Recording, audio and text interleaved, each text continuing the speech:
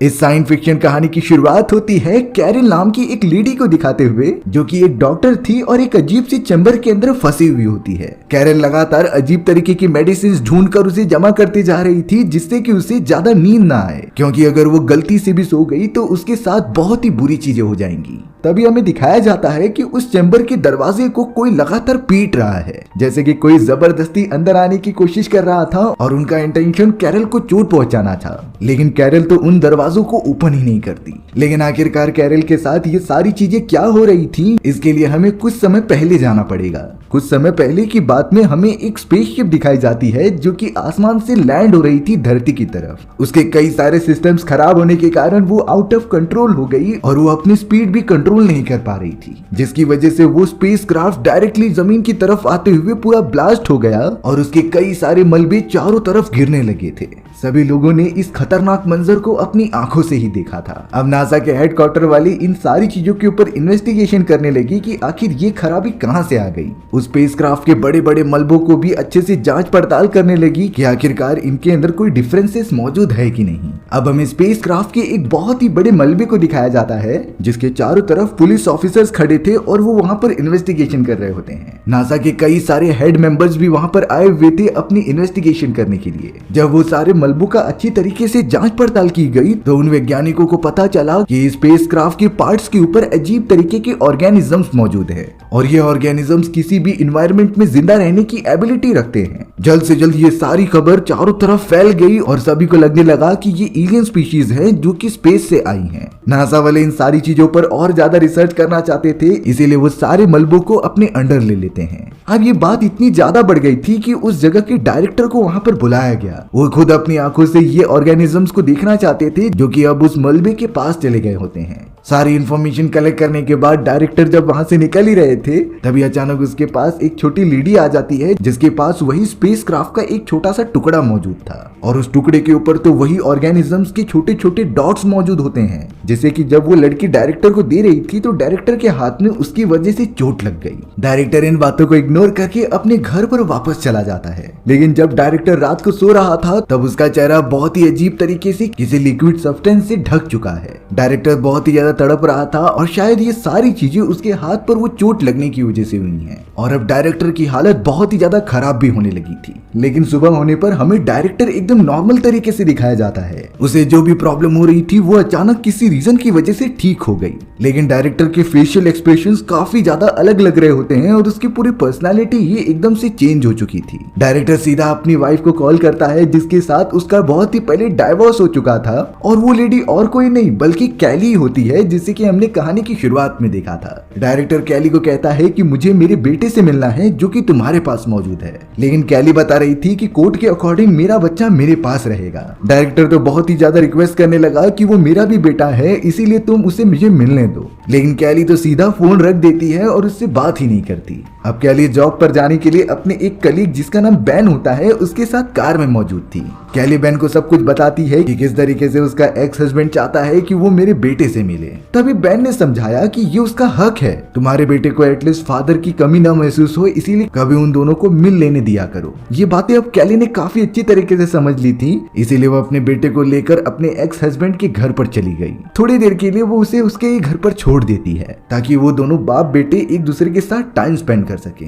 अब कैली का बेटा जिसका नाम पीटर होता है, उसे अपने डैड के चेहरे पर काफी अजीब तरीके के एक्सप्रेशंस दिखाई दे रहे थे। पहले जब पीटर अपने डैड से मिला करता था तो वो काफी हंसते थे और उसे हंसाते भी थे। लेकिन उस रात के बाद डायरेक्टर का हालत ऐसी हो गई थी कि वो एक ही चेहरे के एक्सप्रेशन बना कर रख रहे थे, जैसे कि वो ना ही तो कोई हंसना जानते हैं और ना ही रोना जानते हैं। यही बातें पीटर को काफी अजीब लग रही थी और ये सस्पिशियस भी था। फिर भी वो अपने डैड के साथ थोड़ा टाइम स्पेंड करने के लिए वहां रुक जाता है। अब हमें कैली को उसके घर पर दिखाया गया जो कि आराम से खाना बना रही थी। तभी अचानक उसके दरवाजे पर एक आदमी आ जाता है जो कि पूछने पर ये कह रहा था कि मैं गवर्नमेंट एजेंट हूँ और मुझे तुमसे कुछ बातें करनी है। कैली को ठीक नहीं लगता, इसीलिए वो दरवाजे का एक लॉक वहीं पर छोड़कर पीछे पूछताछ करने चली जाती है। लेकिन फिर उसने देखा कि वही अनजान आदमी दरवाजा खोलकर अंदर आने की कोशिश कर रहा है। कैली तुरंत ही उसके पास चली गई और दरवाजे को किसी भी तरीके से बंद कर दिया। बाहर मौजूद वो आदमी कैली को काफी अजीब तरीके से देख रहा था और उसका भी चेहरा उसी तरह होता है जिस तरीके से कैली के एक्स हस्बैंड का था, यानी कि कोई भी एक्सप्रेशंस नहीं।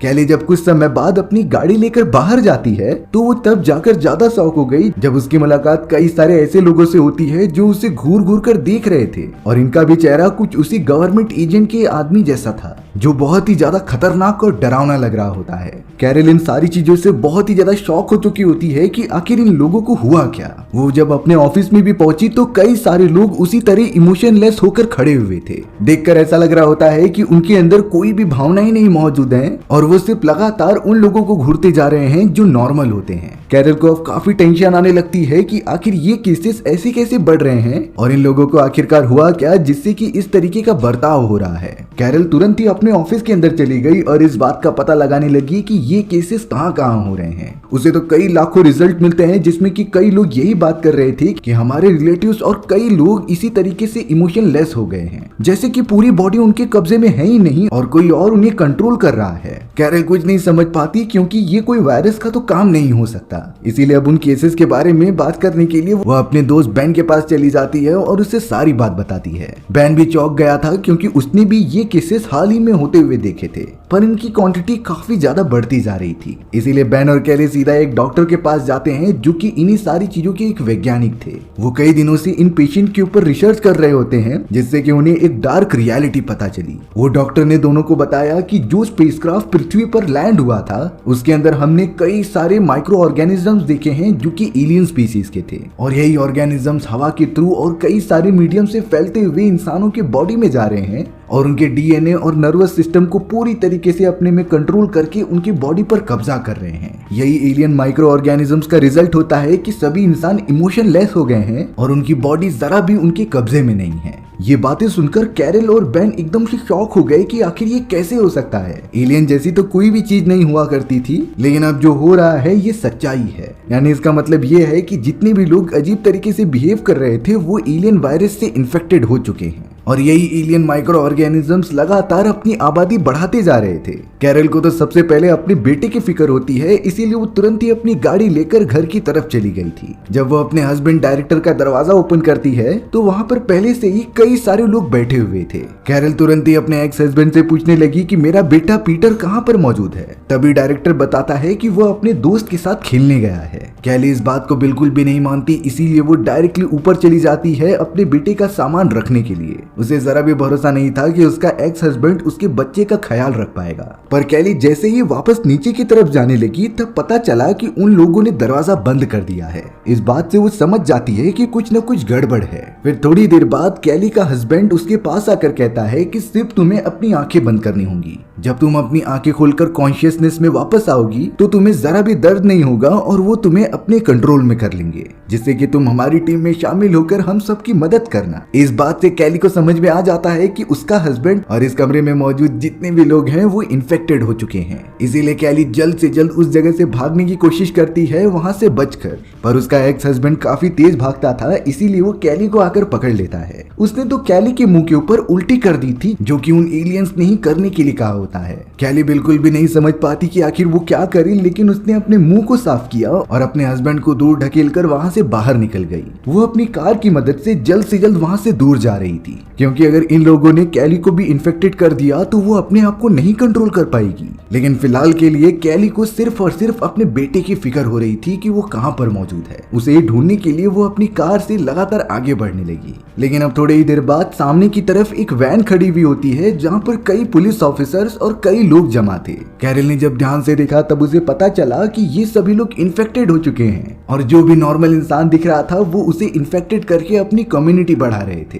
कैरल तुरंत ही अपनी कार को रिवर्स लेती है, लेकिन बदकिस्मती की बात ये थी कि पीछे की तरफ भी एक और कार होती है, जिससे कि जाकर वो डायरेक्टली टकरा गई और अब कार को वहां से निकालना काफी मुश्किल हो सकता था। इसीलिए कैली तुरंत ही कार से उतरकर वहां से दूर भागने लगी। वहां पर जितने भी लोग मौजूद थे सब के सब इन्फेक्टेड हो चुके हैं। उनके चेहरे पर जरा भी इमोशन नहीं और वो बहुत ही ज्यादा स्पीड से पीछा भी करने लगी कैली का। कैली सीधा रास्ते में मौजूद सारे लोगों से बचते हुए एक रेलवे स्टेशन पर आ गई। वो तो जल्द से जल्द उसके अंदर बैठकर काफी दूर जाने लगती है, लेकिन कैली ये भी नोटिस करती है कि ट्रेन के अंदर मौजूद जितने लोग हैं वो भी इमोशन नहीं दिखा रहे हैं, यानी कि वो भी इन्फेक्टेड है, इसीलिए वो काफी ज्यादा डरने लगी। कैली चुपचाप एक सीट पर आकर बैठ जाती है, जिसे कि थोड़ी देर बाद उसके बेटे पीटर का वीडियो कॉल आता है। पीटर बता रहा था कि फादर ने मुझे एक अजीब सी जगह पर लाकर रख दिया है और ये प्लेस कहाँ है मुझे आइडिया नहीं, मुझे बहुत डर लग रहा है, इसीलिए आप मुझे बचाने आ जाओ। कैली तो बिल्कुल नहीं समझ पाती कि वो अपने बेटे को किस तरीके से बचाए और वो रोने लगती है। पर तभी एक आदमी ने, जो कि सीट पर बैठा हुआ था, वो कैली को इशारा करते हुए कहता है कि बिल्कुल इमोशन मत दिखाना, अगर तुम इमोशन दिखाओगे और उन लोगों को पता चल गया तो तुम्हें भी इन्फेक्टेड कर दिया जाएगा। इसका मतलब ये होता है कि ट्रेन में मौजूद जितने भी लोग थे वो नाटक कर रहे होते हैं उनमें से एक होने का,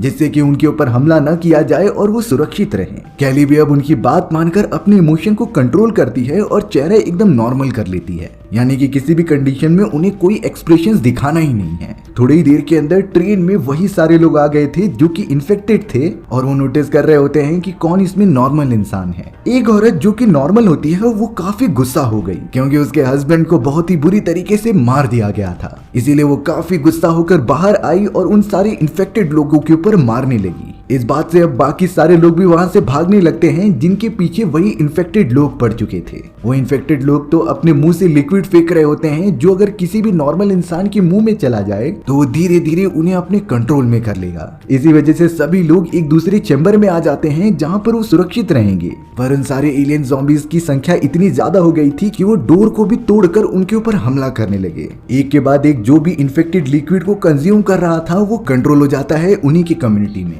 सिर्फ और सिर्फ कैली वहां से बाहर निकलने में कामयाब हो गई और वो तुरंत ही मेट्रो स्टेशन से दूर जाने लगती है। हालांकि उसने नोटिस कर लिया था कि आसपास जितने भी लोग हैं आधे से ज्यादा कंट्रोल हो चुके हैं उन एलियन स्पीशीज के, इसीलिए वो अपने एक्सप्रेशंस कंट्रोल करती है और उन्हीं लोगों में से एक होने का नाटक करती है। वो लगातार रोड पर आगे बढ़ती जा रही थी और ये देखती है कि पुलिस वाले जो कि इन्फेक्टेड हैं वो नॉर्मल लोगों को पकड़कर लेकर जा रहे हैं जिससे कि उन्हें भी इन्फेक्टेड किया जाए। यानी कि समय के साथ साथ वो एलियन स्पीशीज अपने आप को अपग्रेड कर रही हैं और इंसानों को कंट्रोल करके जो चाहे वो करा रही हैं। कैली तो अब बहुत ज्यादा डरने लगी थी कि उसका क्या होगा क्योंकि वो तो एक नॉर्मल इंसान है। कैली अपनी पूरी कोशिश करती है कोई भी इमोशन अपने चेहरे पर ना दिखाने के लिए। तभी कैली के माथे पर पसीना आने लगता है जिसे कि एक ऑफिसर आकर बता रहा था, क्योंकि वो ऑफिसर भी इन्फेक्टेड नहीं होता, वो भी इन सारे लोगों में से होने का नाटक कर रहा होता है ताकि उसे इन्फेक्टेड कोई ना करे। उसने तो कैली को साफ साफ कह दिया कि तुम्हें यहाँ से चले जाना चाहिए। कैली तो जल्द से जल्द उस जगह से निकलते हुए अपने घर पर पहुंचती है और अपने बेटे को ढूंढने लगती है, लेकिन उसे पीटर कहीं भी नहीं मिलता जिससे कि कैली काफी रोने लगी।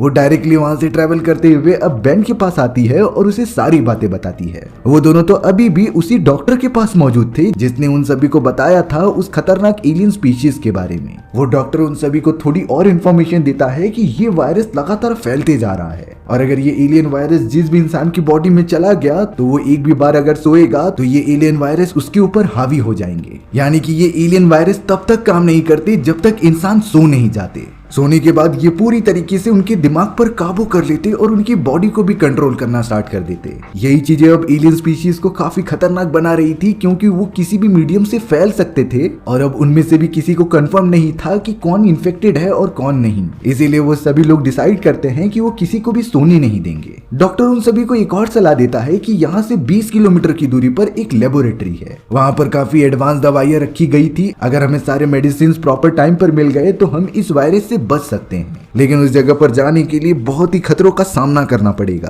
रास्ते में अगर उन इन्फेक्टेड लोगों ने हमला कर दिया तो वो कोई नहीं बच पाएगा क्योंकि उनकी संख्या अब काफी ज्यादा हो चुकी है। थोड़ी देर के अंदर सीसीटीवी कैमरा में दिखाया गया कि उनकी उस चैम्बर में कई सारे लोग इंटर होते जा रहे हैं जो कि शायद इन्फेक्टेड थे और वो यहाँ पर उन्हें ही ढूंढते हुए आए होते हैं। वो चारों तो अपनी जान बचाने के लिए जल्द से जल्द पीछे वाले रास्ते से कहीं दूर निकल गए। अब अचानक उन्हें दिखाया जाता है कई सारे पुलिस ऑफिसर जो इन्फेक्टेड थे वो एक लेडी को पकड़कर लेकर जा रहे होते हैं। कैरल ने जब उस लेडी को देखा तो उसे पता चलता है कि ये तो उसी की पेशेंट है। वो लगातार यही चिल्ला रही थी कि मैं कुछ देर के लिए सो गई थी और इसमें मेरी कोई गलती नहीं। लेकिन कैरल को ये बात समझ में नहीं आती कि आखिरकार जब ये लेडी सो गई होती है तो इसके दिमाग पर एलियन स्पीशीज ने हमला क्यों नहीं किया और इसे कंट्रोल क्यों नहीं किया। ये बातें उसे समझ में नहीं आती, इसीलिए वो काफी कंफ्यूज हो गई थी। फिलहाल के लिए वो पुलिस वाले उस लेडी को अपने साथ कहीं दूर लेकर चले गए। अब डॉक्टर एक दूसरी लेडी के साथ लेबोरेटरी में जाता है क्योंकि उसे कुछ एक्सपेरिमेंट करने थे। दरअसल वो चाहता था कि इस वायरस का एंटीडोट बन जाए जिससे कि एलियन स्पीशीज खत्म हो सके।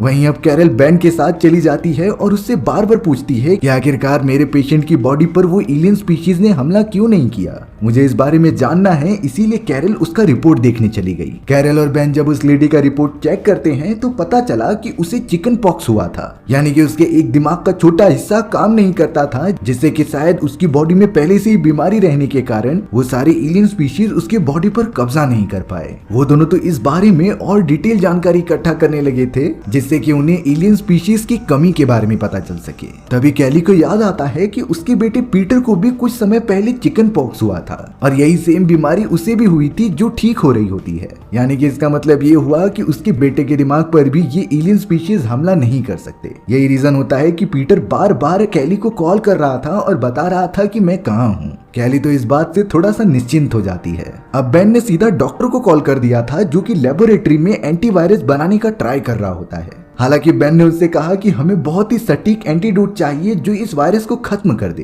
पर डॉक्टर बताते हैं कि मुझे उन पेशेंट जो कि इस वायरस से इन्फेक्टेड नहीं हुए हैं उनके ब्लड सैंपल्स चाहिए जिससे कि जल्दी काम हो सके। तभी बेन ने कहा कि हमें उस लेडी को ढूंढने की जरूरत नहीं क्योंकि कैरल का बेटा भी इन्फेक्टेड नहीं हुआ है, उसके भी ब्लड सैंपल्स मिल जाने पर हमारा काम हो जाएगा। अब कैरल को इतने समय बाद उसके बेटे का मैसेज आता है कि डैड मुझे मेरी दादी के पास लेकर चले आए हैं, इसीलिए आप मुझे आकर जल्द से जल्द बचा लो। कैरल काफी ज्यादा टेंशन में आने लगी कि मुझे अपने बेटे को जाकर हेल्प करनी होगी, नहीं तो वो लोग उसे भी इन्फेक्टेड कर देंगे। लेकिन बेन कह रहा था कि यहाँ से बाहर निकलते ही कड़ी सिक्योरिटी होगी और वो सभी लोग एलियन के कंट्रोल में होंगे जो तुम पर हमला करने के लिए रेडी रहेंगे। तभी कैरल ने बेन से एक सीक्रेट बात बताई कि जब मैं अपने हस्बैंड से मिलने गई थी तो उसने इन्फेक्टेड होकर मेरे ऊपर उल्टी कर दी होती है, जिससे कि शायद वो वायरस मेरे अंदर भी मौजूद हो सकता था, लेकिन तब से मैं सोई नहीं हूँ, इसीलिए वो वायरस मेरे ऊपर हावी नहीं हो पा रहा है। तो कैरल पूरा ट्राई कर रही थी कि वो किसी भी हालत में सोए ना। अब बेन से बार बार रिक्वेस्ट करने के कारण वो दोनों रेडी हो जाते हैं वहां से बाहर निकलने के लिए। बेन सबसे पहले कैरल को आगे जाने के लिए कहता है और वो खुद एक पुलिस ऑफिसर का कॉस्ट्यूम पहनकर एक पुलिस कार को लगातार भगाते हुए उन सारे इन्फेक्टेड लोगों का ध्यान भटका रहा था। सभी लोग बेन के पीछे जाने लगे, इसीलिए कैरल को काफी अच्छा मौका मिल जाता है तो वो दूसरी तरफ निकल गई। अफसोस की बात ये हुई कि कई सारे लोग होने के कारण बेन भी पकड़ा जाता है और उसे वो लोग अपनी हिरासत में लेकर कहीं दूसरी तरफ चले गए थे। कैरल सीधा एक ट्रेन के अंदर पहुंचती है जहां सभी के सभी लोग इन्फेक्टेड थे। वो तो उसे बहुत ही ज्यादा घूरते जा रहे होते हैं, लेकिन कैरल ने अपने एक्सप्रेशन चेंज नहीं किए। वो डायरेक्टली वॉशरूम में चली जाती है, जिसके बाहर आने के बाद उसे एक लड़का दिखाई दिया। वो लड़का तो बेन का दोस्त हुआ करता था और उससे कहता है कि मेरे मॉम एंड डैड मारे गए, इसीलिए मैं बहुत ही ज्यादा अकेला हो चुका हूँ। कैरल सीधा बेन के दोस्त को लेकर आ जाती है अपने एक्स हस्बैंड के घर पर। उसका एक्स हस्बैंड ये सोच रहा था कि कैरल भी इन्फेक्टेड हो चुकी है, इसीलिए वो ज्यादा रिप्लाई नहीं करता। वो दोनों जल्द से जल्द अपनी ग्रैंड माँ के घर पर आ जाते हैं, जहाँ ये पता चला कि कैरल के हस्बैंड की ग्रैंड मदर भी इन्फेक्टेड हैं। वो सभी अब बैठकर डिनर करने लगे और कैरल पूरी कोशिश करती है अपने इमोशंस ना दिखाने के लिए। तभी कैरल को कॉल आता है अपने बेटे का, जो उसे बता रहा था कि उसकी लोकेशन कहाँ पर है। कैरल बिना कोई फेशियल एक्सप्रेशंस दिखाए अपने बेटे के पास पहुंच गई और उससे मिलकर काफी खुश हो जाती है। वो तुरंत ही अपने बेटे को लेकर वहां से भागने लगी क्योंकि ये जगह उन दोनों के लिए सेफ नहीं है। लेकिन सबसे बुरी बात तो ये हुई कि उसके एक्स हस्बैंड ने उन दोनों को भागते हुए देख लिया था, इसीलिए अब सभी के सभी लोग कैरल और पीटर को पकड़ने के लिए उनके पीछे जाने लगे। कैरल तो अपने बेटे को बचाने के लिए जल्द से जल्द एक बेसमेंट में जाकर छुप गई, जहाँ पर वो सभी लोगों की नजर से बचकर रह सकती थी। लेकिन उसका एक्स हस्बैंड ने ये देख लिया था, इसीलिए वो बेसमेंट के अंदर धीरे धीरे आने लगा। वो तो अपने बेटे पीटर को ही पकड़कर मारने की कोशिश करता है, लेकिन इसमें कैरल के हस्बैंड की कोई गलती नहीं क्योंकि उसके दिमाग को तो एलियंस कंट्रोल कर रहे थे। अब वो अपने बेटे को मारता इससे पहले कैरल ने पीछे से एक रॉड उठाई और वो डायरेक्टली आकर अपने एक्स हस्बैंड को जान से मार देती है। उसे खत्म करने के बाद कैरल अपने बेटे पीटर को लेते हुए उसी लेबोरेटरी में पहुंच गई थी जिसके बारे में वो डॉक्टर बता रहे थे। वहाँ पहुंचकर कैरल ने नींद ना आने की दवाइयां ली और जल्द से जल्द उसे इंजेक्शन में कन्वर्ट करके अपने बेटे को समझाया कि अगर मैं कभी भी सोने की कोशिश करूं तो तुम ये इंजेक्शन मेरी बॉडी पर लगा देना, क्योंकि कैरल बिल्कुल नहीं चाहती थी कि सोने के बाद वो भी इन्फेक्टेड हो जाए और फिर वो अपने बेटे को नुकसान पहुंचाए। कैरल ने तब डायरेक्टली बेन को भी कॉल करके बता दिया था कि उसकी पोजीशन क्या है और वो यहाँ पर फंस चुकी है कई सारे इन्फेक्टेड लोगों के साथ जो अंदर आने की कोशिश कर रहे थे। बेन ने कहा कि तुम वहीं पर रहना और मैं तुम्हारी मदद करने आ रहा हूँ। कैरल अब अपने बेटे पीटर के साथ वहीं पर मौजूद थी और उसे बार बार नींद आ रही होती है, लेकिन वो अपने आप को कंट्रोल कर रही थी क्योंकि अगर वो एक बार भी सो गई तो वो इन्फेक्टेड हो जाएगी। दरअसल ये वही सीन होता है जो कि हमें कहानी की शुरुआत में दिखाया गया था, जब कैरल उन मेडिसिन को ढूंढ रही होती है जिससे कि उसे नींद ना आए। अब कैरल इन सारी चीजों की वजह से काफी थक गई और वहीं सोने लगी। तभी उसका बेटा पीटर वहां पर आकर उसे इंजेक्शन लगा देता है। सही समय पर कैरल वापस उठ जाती है और वो इन्फेक्टेड नहीं होती, यानी कि वो एलियन स्पीशीज उस पे ऊपर हावी नहीं हो पा रहे। थोड़ी देर के अंदर अब बैन भी आ चुका था, जिससे गले लगकर कैरल काफी ज्यादा खुश होती है। लेकिन अचानक कैरल को अंदाजा लग जाता है कि बैन भी इन्फेक्टेड हो चुका है, क्योंकि उसके चेहरे पर जरा भी एक्सप्रेशंस नहीं थे। कैरल तुरंत ही गन लेकर उसके ऊपर पॉइंट कर देती है और उससे कहती है कि यहाँ से चले जाओ। पर बैन, जो कि एलियन स्पीशीज के कंट्रोल में था, वो कहता है कि तुम ही चाहती थी कि चारों तरफ शांति हो, और अब इन एलियन स्पीशीज के कारण शांति हो चुकी है, क्योंकि ना ही लोगों के अंदर कोई इमोशन है और ना ही वो लोग एक दूसरे से लड़ते हैं। बैन ने तो अब दरवाजा ओपन कर दिया था, जिससे कि कई इन्फेक्टेड लोग अंदर आ चुके थे। हालांकि कैरल ये सारी चीजें चाहती थी कि चारों तरफ शांति हो जाए, पर वो बोल रही होती है कि मेरा बेटा जो इन्फेक्टेड नहीं हो सकता उसका क्या होगा। बैन ने सिंपल कह दिया कि इन जैसे लोगों को जान से मार दिया जाएगा। ये बात कैरल को बिल्कुल भी नहीं अच्छी लगती, इसीलिए उसने तुरंत ही गोली चलाना स्टार्ट कर दिया और वहां मौजूद जितने भी लोग थे उन्हें खत्म कर दिया। कैरल तो अब तुरंत ही अपने बेटे को लेकर वहां से दूर भागने लगी। उसके पास एक कार मौजूद थी जिसके अंदर वो अपने बेटे को लेकर कहीं दूर जा रही होती है। चौंकाने वाली बात ये थी कि उसके बारे में अब सभी को पता चल चुका था, इसीलिए अब कई सारी गाड़ियां कैरल का भी पीछा करके उसे पकड़ने की कोशिश कर रही थी। रास्ते में तो कैरल की कार की टक्कर हो गई, इसीलिए वो काफी ज्यादा डैमेज भी होता है। सभी एलियन के कंट्रोल में हुए लोग उसकी कार के ऊपर चढ़कर तोड़ने की कोशिश कर रहे थे, लेकिन अच्छी बात तो ये हुई कि कैरल को सही समय पर होश आ जाता है। उसने तुरंत ही कार तेजी से भगाई और डायरेक्टली डॉक्टर को कॉल किया। डॉक्टर उससे कहता है कि जल्द से जल्द तुम अपनी लोकेशन बताओ, क्योंकि हमें इस वायरस का एंटीडोट बनाने के लिए तुम्हारे बेटे का ब्लड सैंपल चाहिए। अपने लोकेशन के बारे में बताने के बाद डॉक्टर कहते हैं कि तुम बिल्डिंग के ऊपर आओ, मैं हेलीकॉप्टर लेकर आता हूँ जहाँ से तुमको रेस्क्यू कर लिया जाएगा। कैली किसी भी तरीके से बताए गए टारगेटेड पॉइंट की तरफ जाने लगी अपने बेटे को लेकर। हालांकि कई सारे लोग अभी भी उसका पीछा कर रहे थे, पर वो जल्द से जल्द लिफ्ट के अंदर पहुंच गई। टॉप पर जाते ही डॉक्टर और कई सारे सोल्जर्स उन्हें हेलीकॉप्टर के अंदर बिठा लेते हैं और बिना कोई शोर शराबा किए वहां से कहीं दूर निकल जाते हैं। उनके पास सारे इक्विपमेंट्स रेडी थे, सिर्फ कैरल के बेटे के ब्लड सैंपल्स चाहिए थे, जो कि शायद उन्हें अब मिल चुके होते हैं। इसीलिए अब कई दिनों की मेहनत के बाद उन वैज्ञानिकों ने एंटीडोट भी बना लिया था, जिसे कि वो बड़े बड़े मिलिट्री हेलीकॉप्टर्स की मदद से चारों तरफ फैलाने लगे। और ये एंटीडोट तो सच में काम कर रहा था। जो भी लोग इन्फेक्टेड हुए थे वो वापस से नॉर्मल हो जाते हैं, यानी कि उन लोगों ने मिलकर पूरी दुनिया को ही बचा लिया। और इस तरीके से हमारी ये एडवेंचर से भरी कहानी यहीं खत्म हो जाती है। सो व्यूअर्स, आपको ये स्टोरी कैसी लगी कमेंट सेक्शन में बताना भूलना मत। और अगर आपको मेरा एक्सप्लेनेशन 1% भी अच्छा लगता है ना, तो वीडियो को लाइक एंड चैनल को सब्सक्राइब जरूर कर देना। मिलते हैं इसी तरीके के मजेदार वीडियोस में, तब तक के लिए बाय बाय।